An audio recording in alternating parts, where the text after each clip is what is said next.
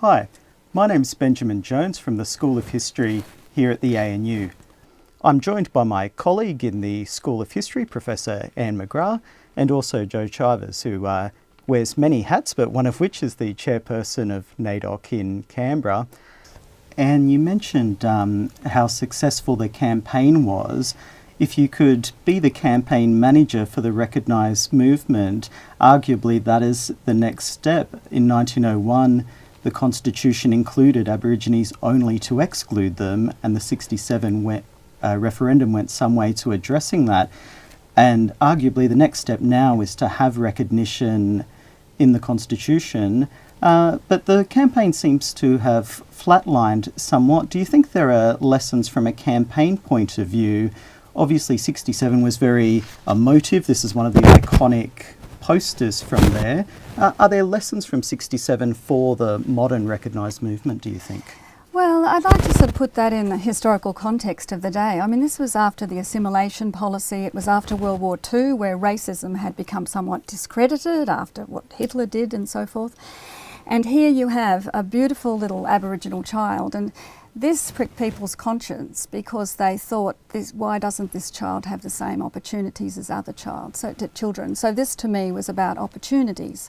Whereas the apology, which was another 10-year build-up campaign, the Prime Minister of the day would not say sorry, so there was a great build-up to that, and that was a moment of national inclusion. They were both very important moments of national inclusion. You know, you're citizens of the nation Australia, and you've got every right to have the same opportunities and every right for people to care about your suffering. To me, the apology was about caring about historic suffering.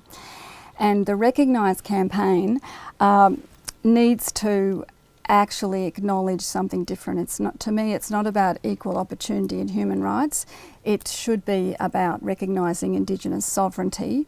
And I think the movements for the treaty are really quite exciting, because in the past many governments have avoided that like the plague. Prime Minister Bob Hawke actually said he was going to do a treaty after the Barunga Statement was delivered to him on a bark. And he didn't, because of pressure from mining companies, quite clearly. And the Labor Party ever since has been very nervous at Commonwealth level about a treaty. And it's very interesting to see that instead of this being the Commonwealth doing more for Aboriginal people after the 1967 referendum, it now looks like the states are going to be doing more for Aboriginal people, because they're making moves towards consultation and setting up representative bodies to enable treaties to proceed. Does the 1967 referendum still matter? Well, I think what it reveals is how patient Aboriginal Australians have been with the nation which was imposed upon them, where, as other Australians learnt in 1967, they weren't even counted as citizens.